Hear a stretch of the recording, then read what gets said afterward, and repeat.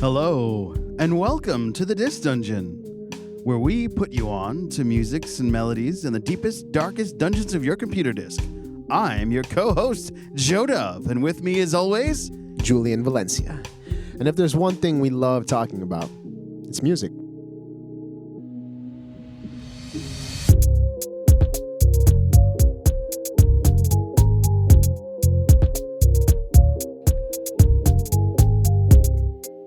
warning. Oh, we're live. Welcome back to the Disc Dungeon, episode 21. Guys, episode 21. Surrealistic 21. or vacation? What mother...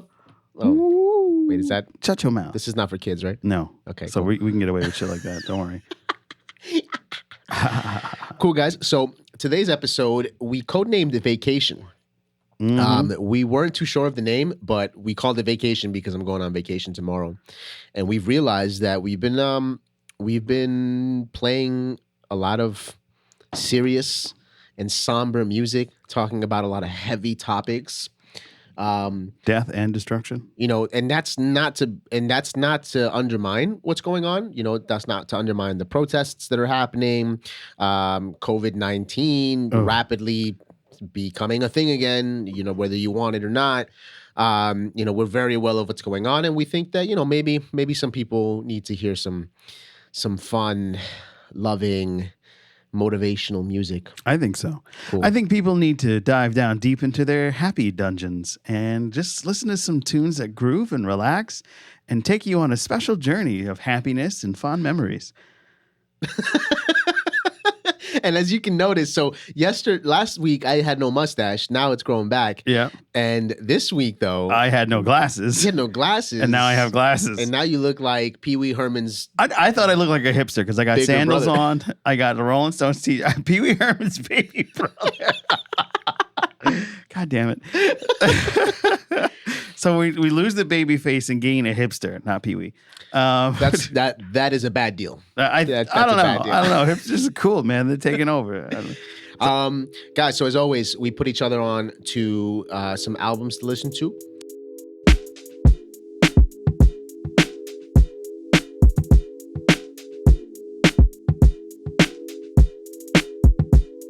This week, I went back to the 60s. I sent you down deep into the discs to listen to none other than one of my favorite happy time bands, and that is Jefferson Airplane. Surrealistic Pillow is the name of the album. Yes. Released in 1967. Well, first off, let me say that I knew some of these songs already. Oh, okay. You know, I obviously, you know, as always, I'm very bad with names, so I didn't know who was singing this music, but specifically the song called Somebody to Love. Don't you want somebody to love? Don't you need somebody to love? Sorry. All right, guys, thank you for coming in. This was a great episode. And with that, goodbye. This dungeon is officially closed. we will not be making any more podcasts. We're not diving deep anymore. Somebody to Love has always been a song that I knew. I think I've sang it multiple times in my life, and now I know who sings it. And I'm actually really glad you put me onto this band, man. I love this band. I was having a lot of fun listening to their music. I wrote down some of the notable ones. So song number one, right off the bat, that also caught my attention. What's the name of that song? She Has Funny Cars. That one was dope. It's right away all the places they go. So I wrote something interesting. You know, I usually there's a couple things I listen to when I listen to albums. You know, there's you know, is it a concept album? Are there interludes? How's the singing? How's the production? How's the consistency? How does it start? How does it end? How is it in the middle? Right? Because I feel like a lot of times there's certain It's like, yeah, go do it. down, Up, down, left, right, key. This song, out of all the music you've shown me so far, this album had the first best song. Really? Like the way that it started was so perfect because it starts with this energy, and then they pretty much in one song show you what the rest of the album is going to be like. It's true. You know, they're gonna be hyper. It's gonna be moving, and then it's gonna go down. It's gonna be loving and soft. It's going to be serious. It's going to be, you know, the harmonies that the female female and the male vocalist choose to use too are very interesting. So they do all of that in the first song. And right off the bat, you're like, okay, I know what I'm getting into. Yeah. You're going on for a music experience that you never knew you were going to be on. Yeah. I took you on a magic carpet ride. Oh my God. Like, so let me guess. The next thing you're going to say is that? No, that was it. Okay.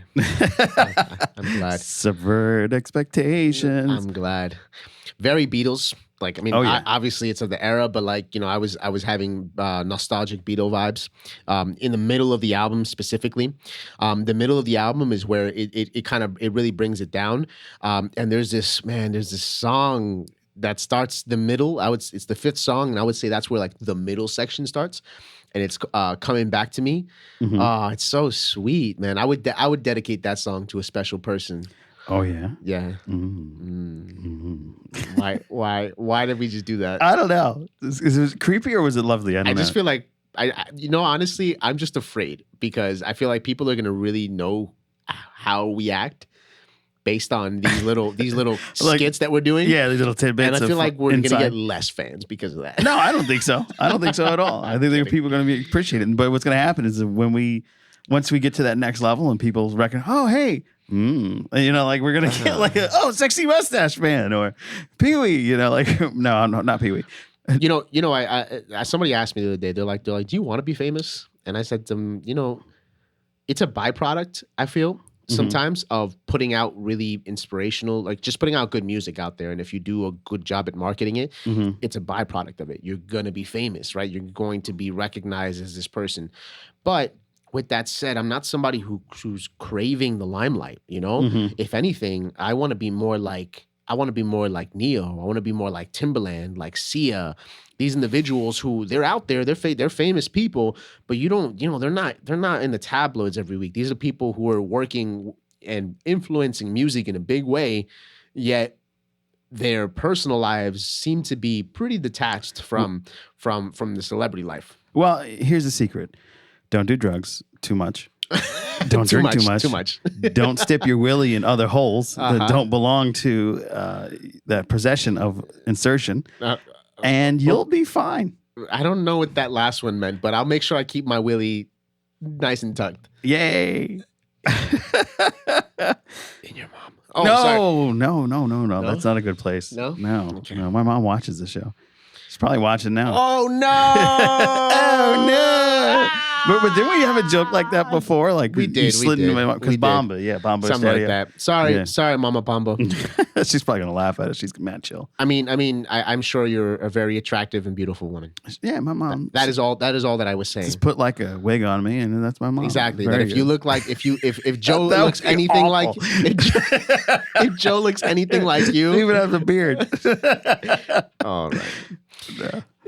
White Rabbit, another very cool song. It starts off with this interesting tango feel. Very James Bond, like James Bond. Casino Royale. He's walking into the casino. Yeah. He's scoping out the place, and this is kind of the song you'd be hearing. Doom, doom, doom, doom, doom, doom, doom, doom, doom. Right, and the female, what's her name? The female vocalist. I'll let you pick it up in a sec, but man. Yeah.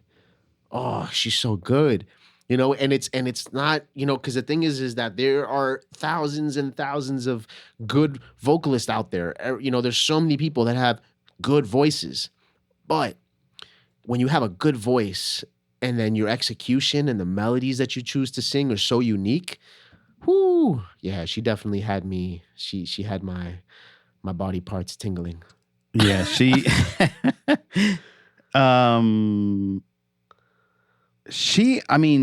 This album is from 1967, I believe. Yeah. They started working on it in 66 and finished it in 67. And you may know Jefferson's Starship because they had a lot of 80s hits. So they like went away after this and they came back. You don't know them either. Mm-mm.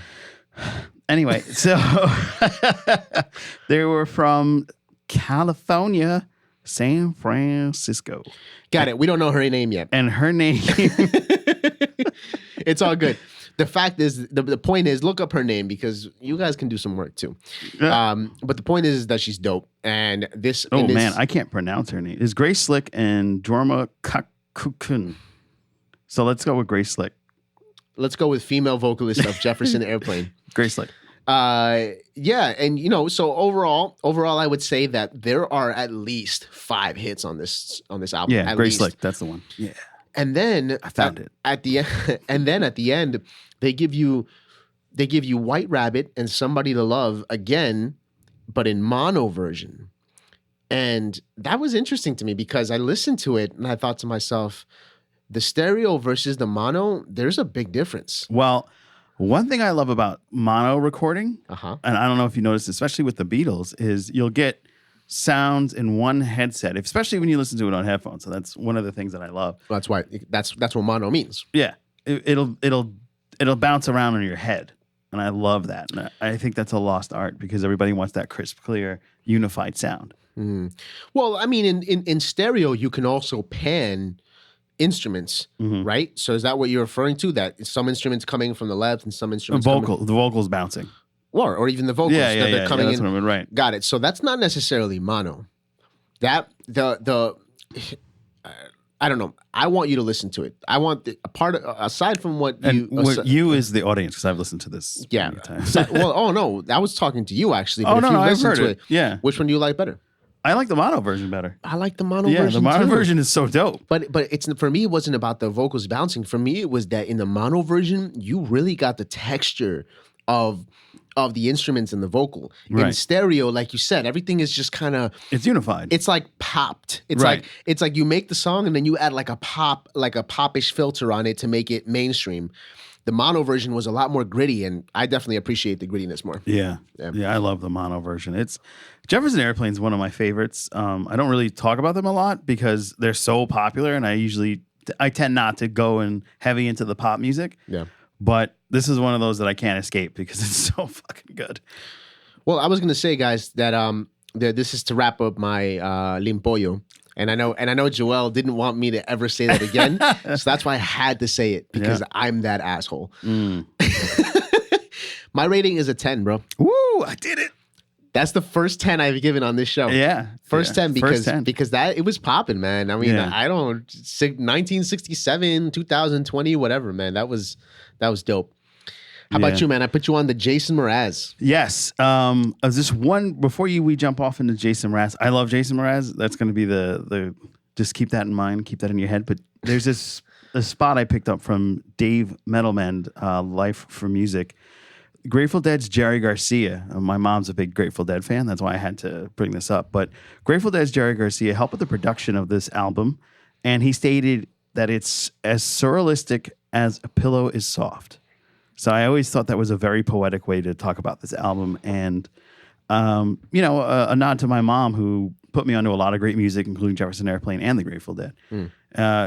Do you know the Grateful Dead? Oh, I know the Grateful Dead. Okay, cool. I mean, I know that their following is cult-like. Oh, it's yeah, crazy. absolutely. Yeah. Absolutely. Even after Jerry died, people were still like, oh, let's go see the Grateful Dead. I've had a Jerry Garcia, a Cherry Garcia before. Yeah. That's in homage to the Grateful Dead. Yeah. I love understand. Yeah, great band. All right, so you put me on to Jason Mraz. We sing, we dance, we steal things. That's from 2008. And it's ironic that I know only but one song, and the song was I'm Yours. And, that made it to mainstream. That's his big pop hit, and that put him on the map, so to speak. It's a very fun album. It's like flowers, waterfalls, and daydreams. It's a very happy album, and I feel like it's fitting for this episode because we're talking more about happiness. It's a folk cuddle. It's a folk cuddle from a modern songwriter, and it's very sweet. I only knew the radio added. I noticed that there was like a fun scat ending on the I'm Yours song that I've never heard before listening to this album. Oh yeah, that's the only version I know. Yeah, I never heard the version I know is from the radio, and it ends at the last couple of seconds, and you don't hear that scat. Yeah, you never hear that. Yeah. And I felt that was a really nice little touch. And I love jazz, especially acid jazz, but like I listen to Joe Vanilla. Wait, can you explain to the audience what acid jazz is? Acid jazz is more like electronic jazz, where they're not using got it. the the traditional instruments. Right. They're just kind of like they're experimenting with like some synthesizer as well as the jazz instruments, but it's not as like chaotic as jazz. It's a little bit more melodic too. Okay, got it. Yeah. So I was a highlight for me. The song, I'm going to go with my favorite songs off this. So keep it simple, keep it stupid. Keep it stupid? Keep it stupid. Butterfly is my favorite song off this. Yeah, Butterfly is pretty good, man. Butterfly is like it's like a melody and it has a saxophone. So though it's my favorite song, it reminds me of my dad a little bit. I don't really have a good relationship with my father. I don't speak to him. We haven't spoken to each other in like 5 years. But every time I hear saxophone, I think of him because he was a saxophone player, and that's how he scooped my mom off the feets. So every time I hear saxophone, I think of my dad. Mama Pombo. Mama Pombo. It was the sax, wasn't it? It was a sexy sax. So yeah, it probably wasn't. Please take your mom's advice. Don't do that. yeah, totally. But I still adore the saxophone. The melody would always be like sexy or fun sax, and I love it. And I really dug that song. He really got into some deep tones that I really appreciated in melodies. I thought the lyrics were really well written. He's a great songwriter. Very good songwriter. I feel like there's a heavy influence from Cat Stevens even with this guy. Stevens. Yeah. I have to look that up. Oh, you don't know Cat Stevens? No. All right, we'll talk about that later because it's something else I want to put you on. But yeah, I just absolutely love that. I love Lucky. That's a great song. Lucky I'm in love with my best friend. Yeah, it's such a like fun little love song, a little ditty that I can almost hear like a Sinatra-esque thing going on because he used to do a couple of duets back years ago. And Did you by any chance check any of his live things out? Anything he did live? Jason Mraz? Yeah. No, I have not. So Jason Mraz went on tour with literally just a Hawaiian dude. Okay. Who played the guitar and ukulele. Okay. And he played the guitar and his classical guitar, and that's it. Between them two, that's the whole. Really? And they sang Lucky and sang. Oh, now I got something else. I don't know about Lucky, but they sang pretty much every song, man, and they're just by themselves phenomenal. You know, like that's how you can tell if an artist is of that caliber. Yeah. If you give them an instrument, their voice, and they're still able to wow you and just soak up the presence of that room, man, Jason Mraz is on a different level. And he actually, while writing this album, he took a music hiatus for about a year, traveled the world, and he says he found himself. He says he really did find his music and the purpose of his music in that journey. Wow. Yeah. I mean, world travel is very like eye-opening. I've been to a lot more countries than I ever expected. I didn't leave the United States till I was like 30. And wow. Yeah, and everybody goes, "What? Really?" It's like, yeah. That's pretty big. Actually, it even gets sadder. I've never left the East Coast until I was 30. I still haven't gone west, so that's my next thing in life is to journey west. Oh, okay. I haven't been west either. No, I've only been. You went to Mexico. That's not west, bro. Yeah, it is. It's southwest, but it's west. No. But I'm west talking United about, States. Yeah, I'm talking about you. anything outside of the realm of the Americas. Yeah. I've been to Mexico. I've been to Montreal and Colombia. Oh wow. That's it. So I'm with you there. Yeah. I still have like the rest of my life has to be more traveling. It just has to be a lot of traveling, man. I need to see things. Yeah. So I totally get that full inspirational passage in your life when you start to see the rest of the world. You'll get like an amazing view as to how everything comes together, not the way you knew, and just how even as simple a thing as eating is changed when you start to travel. I mean, I'm glad you brought that up. Yesterday, I was watching this new document. No, it's not really a documentary. It's a show on Netflix starring Zac Efron. Yes. And he was, the first episode was in Iceland. The second episode was in France. Which I've been to. And in France, you know, in the episode about France, they're talking about water. They're talking about the mineral water, the marketing scheme behind purified water and how that's not good for you. Right. And just like you said, you go there and something as simple as water is completely different. Yep. And I remember going to Colombia after not going there for 15 years and getting extremely sick simply because I was just drinking water that my body wasn't used to. Wow. So that's amazing. I mean, another amazing thing is like when we went to Iceland, when we took a shower in Iceland, the water has a smell to it. And it's not a terrible smell. It's sulfur. Sulfur. And that's because Iceland is a Volcanic. it's a volcanic island, but it's also a giant. Their water's super fresh because it's basically an ice cap melting and giving you water. So it was so crisp. Like when we drank from, the tour guide said, "Hey, come to this river, come over here with me, get a bottle of water, dump out that water, and then scoop this up and taste it." And I was like, "Okay." It's probably tasted disgusting. Taste this water. Like, it came from my toilet. Taste it. And it was amazing. Like, it was by far the greatest water I've ever tasted in my life. So okay. I'll go out and I'll buy Icelandic water when I go buy bottled water. Oh. Yeah, if it's available. I like Icelandic yogurt. Greek yogurt. Yeah, their yogurt is bananas. It's probably goat yogurt too, because they don't really have cows in Iceland. Yeah, I mean whatever it is, it has a lot of protein. It's thick. Oh, so I don't like runny yogurt. I like thick. He likes it thick, ladies and gentlemen. Thick yogurt. Another great song off of the album from Jason Mraz is the Coyote, and it threw me off because most of the songs were so like lovey-dovey and carefree, and folky. Then this one got into like an ebb of R&B, and he even has like spoken word in the beginning, and there's some piano that just drips into it. It's a very well organized song. I thought it was just beautiful. The arrangement was... the arrangement was just magnificent, Cool. So this one it's got all the nice facets. I'm probably going to listen to the rest of his repertoire. Facets, excuse me. I'm probably going to listen to the rest of his repertoire. Thanks for calling me out there. Because I really want to see what else he can do and what other listen to the album he released before this album, so you can get a good sense of where he was with his record label and where his record label was taking him, right, and where he decided to go when he came back. Gotcha. I think that'll be really interesting for you to see. Yeah, the growth and dynamic change.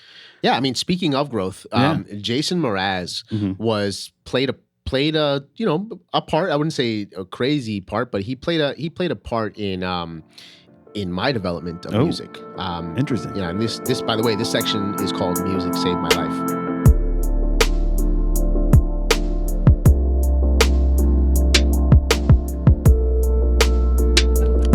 So there was an individual. His name is David, and he gifted me my first guitar. At this point, I was in my first year of college. I was already singing a lot. I still hadn't decided that music was something I was going to do seriously, that I was going to dedicate my life to it. At that point, I was just really, I'm honestly, I loved doing it, and I loved the attention, right? Just all of a sudden being this person who can sing and who can grab your attention just by singing to you. As a kid, I was like, oh man. Here we go. So he gives me my first guitar. It's a classical guitar. So that's the first thing that's similar to Jason Mraz, because Jason Mraz actually had, he spoke about it one time where he said, I would play with the acoustic, and the acoustic sound is something that's very mainstream and people want. But when I really learned how to play the classical guitar, I only play that now, because the tone and when you know how to play the classical guitar well, there's sounds that you can get from that you can't from an acoustic. And on top of that, when mixed with a vocal, with just an acapella, yeah, it's a beautiful sound. It's a wonderful harmony. Yeah. And in turn, it helped me with the learning curve behind learning a guitar. Because if you don't know, when you're playing an acoustic guitar, they're metal strings. So your fingers are going to bleed eventually. If you're doing it right. I've got blisters on my fingers. Exactly. Yeah. If you're doing it right, you're going to get blisters and you're going to bleed because you're going to be playing a lot.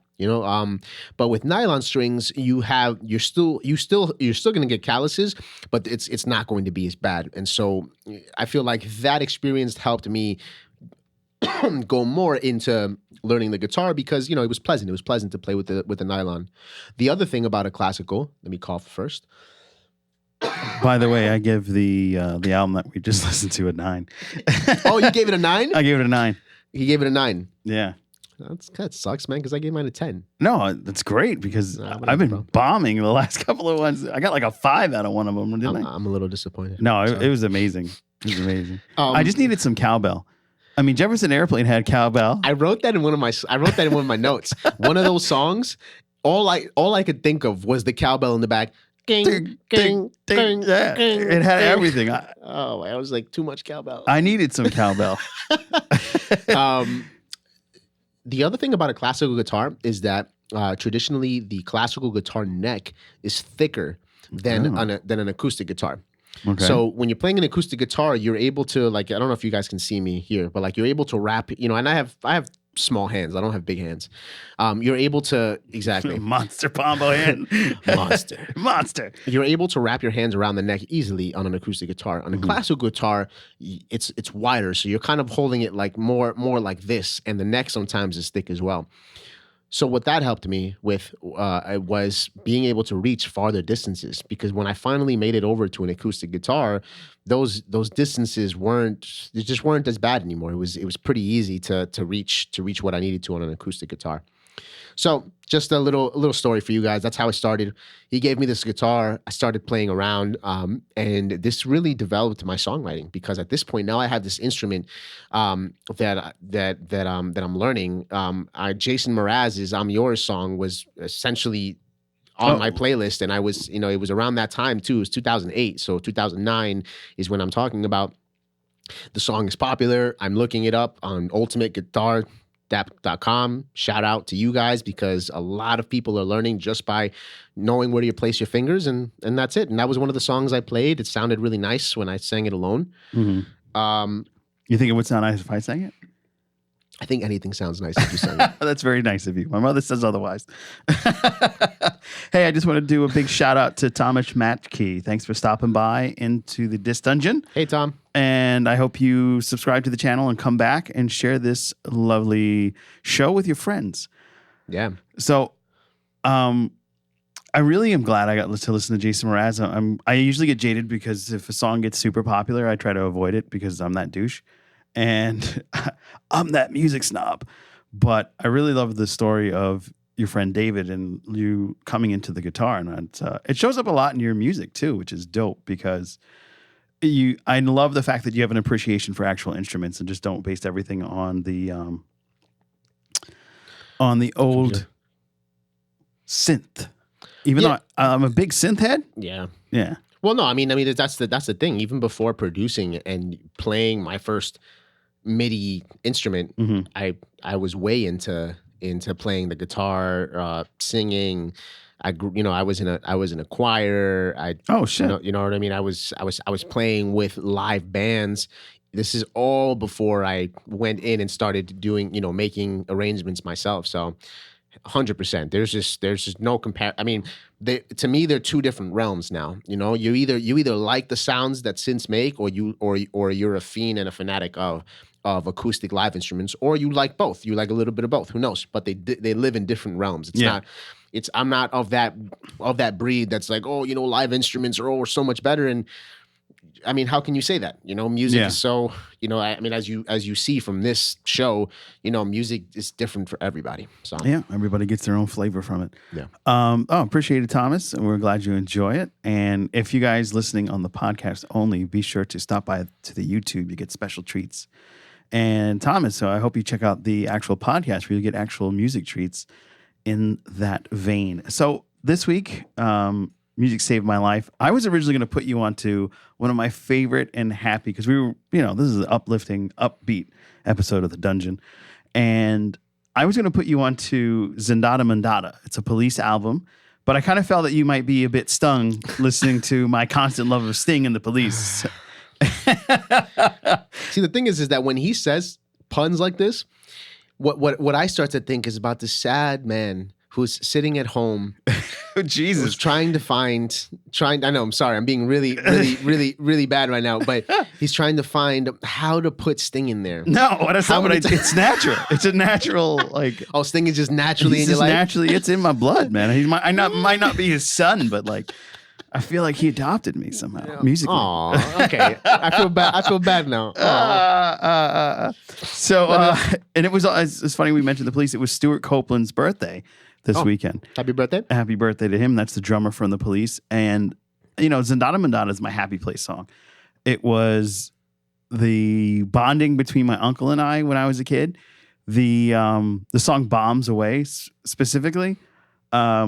it's a geopolitical album because initially you're thinking, wow, this is just such a upbeat. It's actually a whole album of Tricks of the Keys because all the songs are so upbeat and happy, almost into the ska realm, that I just remember bouncing around in his big pickup when he would pick me up from elementary school and when he would take me to the store, would run errands, and then we would play that, and I would just bounce around in the car. I love that song, Bombs Away. To this day, every time Bombs Away is on, I always have happy and fond memories in my childhood with my uncle and my mom and my aunt and my grandmother. So once that's on, it's like, oh, yay, happy time.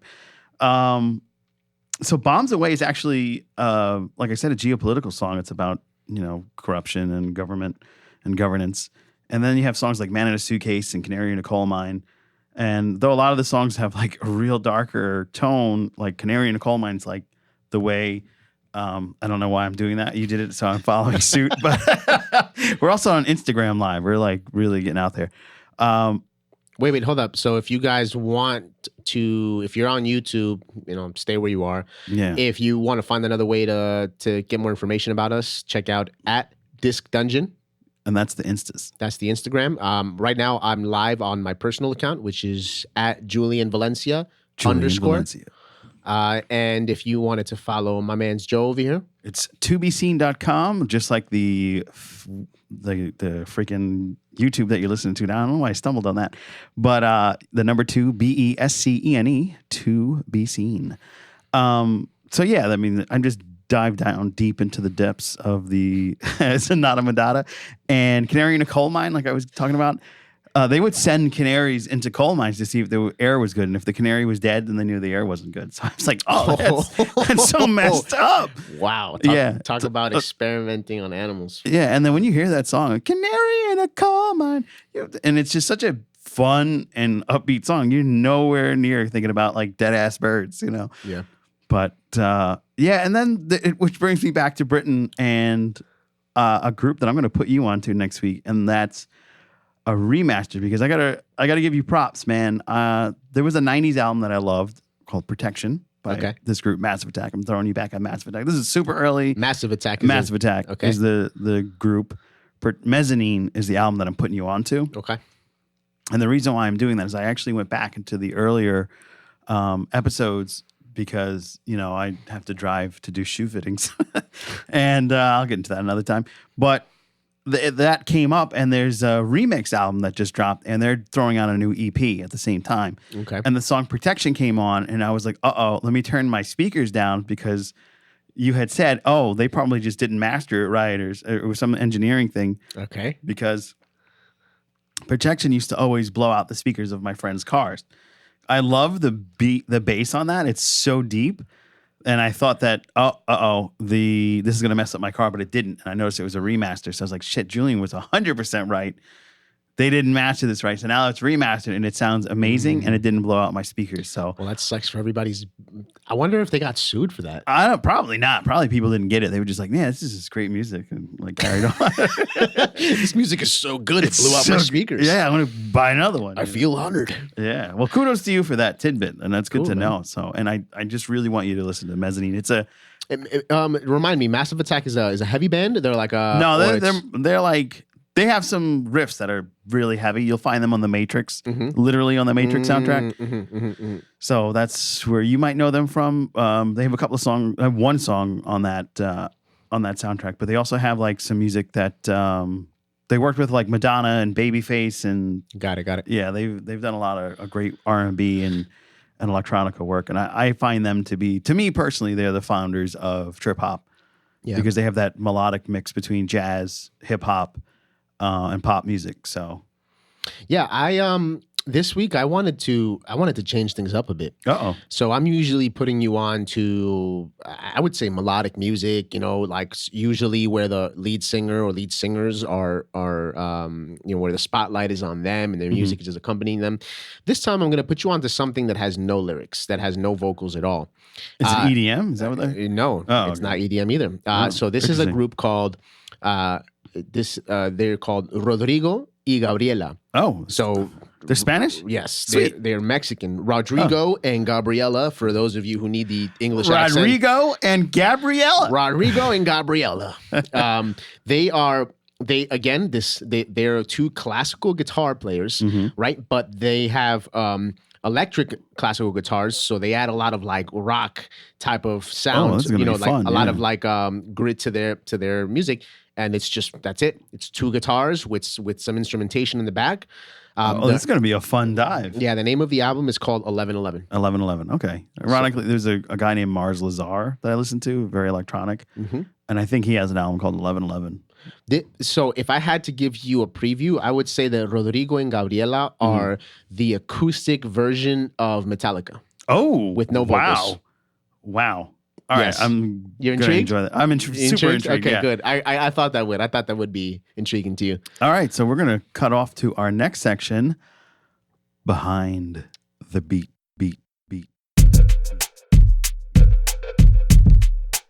For those of you that don't know, Thomas, we have these little pauses because we have a music engineer in the great country of the British Kingdom, United Kingdom, UK, and he's actually in London, right? Is he in London? He's in London. Yeah, he's in London. Yep. He's our mix master, and his name is Joel. He's part of the Audios group.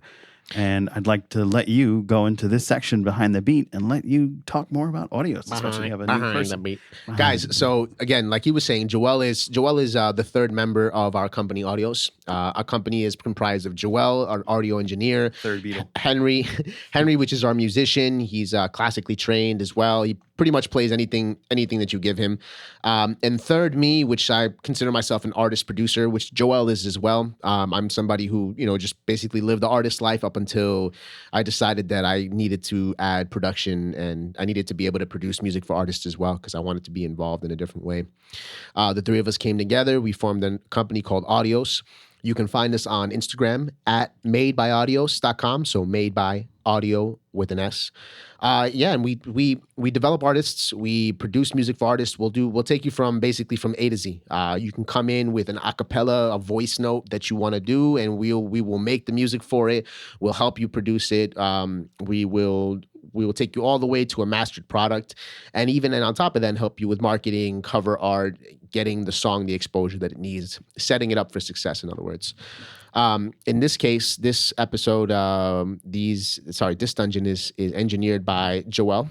He's done a great job at making us sound very nice and streamlining us. He's always given us notes and tidbits to damn it, guys, I done told you. Yeah, we tell you guys that we always want your comment and your feedback because we take that. We take it and we try to be better. And Joel, being somebody who hears every single episode because he's producing it, he gives us a lot of tips, and we're very grateful for him. Absolutely, what a dude for putting. And in that I've work. known Joel, and the secret to the sauce here is I've known Joel for over 20 years, and by effect, I actually knew you. We didn't know it, but yes, we worked in the mall together, and you worked at the Sprint stand and at the I worked at the Sprint stand. I worked at Friedman Marketing. Friedman surveys. Marketing. That's what it was. Yeah. I worked at Hot Topic too. Oh wow!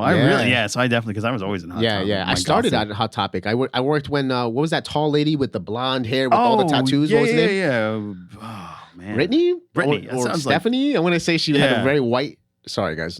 She had a Caucasian. She was a very Caucasian. Yeah. Wow. So the Galleria was bringing people together for over 35 years. Yeah, the Galleria. So the Galleria in White Plains, New York. Is it still there? It's a ghost town now. Yeah. Like, it's a lot of stores that are closed. Hot Topic is still there, by the way. Dope.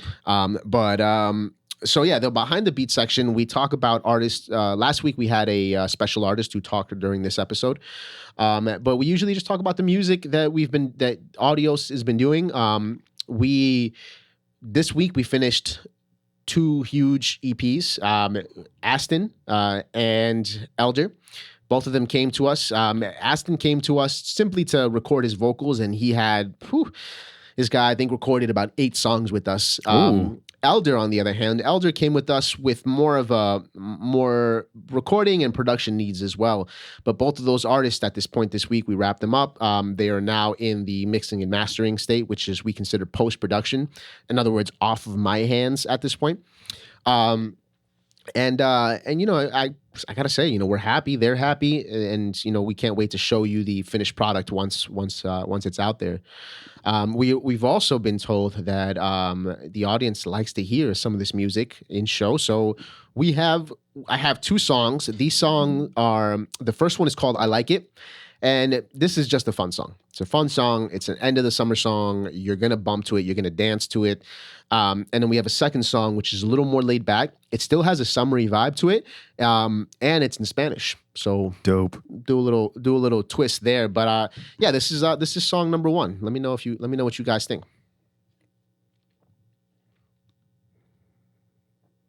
Cowbell. Cowbell. Also coming out tonight is a special episode on To Be Seen, Disc Dungeon One-Off, and that is going to be with AJ Orsini, and you may remember him from the Amazing Wrestling podcast. I'm saying this while Julian is setting up I'm ready. the tune. Oh, okay, I'll stop. So this is "I Like It."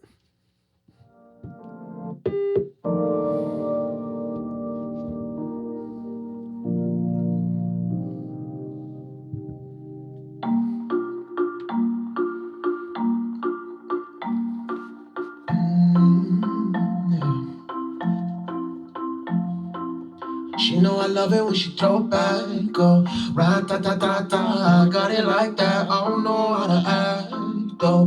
When you throw that shit back, go way back. Don't know if I'm twisted. She got me feeling Christian. See the holy water glistening, dripping from your lips, got the whole world listening. I like it, you like it, I like it, I like it, you like it, I like it. Do you like it? I like it, you like it, I like it, I like, you like it, I like it, oh I like it, all night. All right, so that's a little preview of the first song. Get ready, ladies. Like I said, just a very feel-good song. I like it. She likes it. I like it. We like it. Yeah. That's it. Yeah. Yeah. Yes. So if you don't know Spanish, you're not going to understand anything. That's not true. If the melody hits you, You'll get it. It's all the same thing, right? This one's called, the translation is rose-colored glasses. Gafas de color rosa.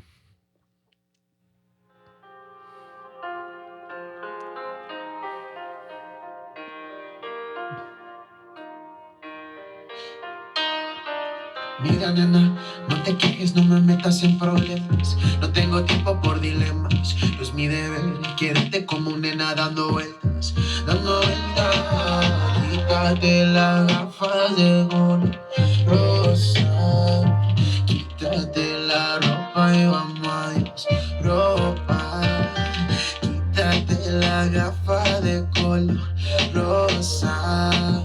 Es lo que sucede entre tú y yo. Quítate, quítate, mírame, mírame, mira, quítate. Vamos a Dios, vamos a Dios. Vamos a Dios, vamos a Dios. Viviendo en un mundo de rosas. All right, that's it. That was dope. Can't give you guys too much. Yeah, I mean, you got to download his music, man.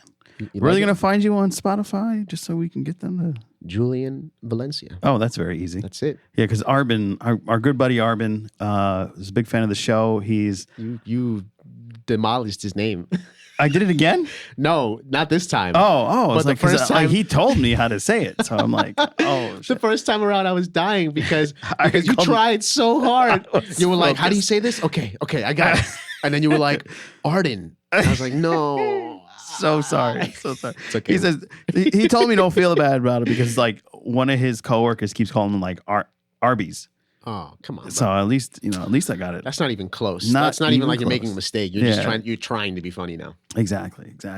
That's an interesting topic though about Mispronunciation of Spanish names? no, just Oh. names in general. Oh. There's some people like I know some people who want to be called their name. No Yeah. nickname, no short, no lengthening, no different nothing. Just if you don't call me by my name, I'm considering that as disrespect. Gotcha. And then there's other people like me where, man, I'm called Jay, Juju, Julie, Juli, Julian, Julian, and like I don't really care. Billy.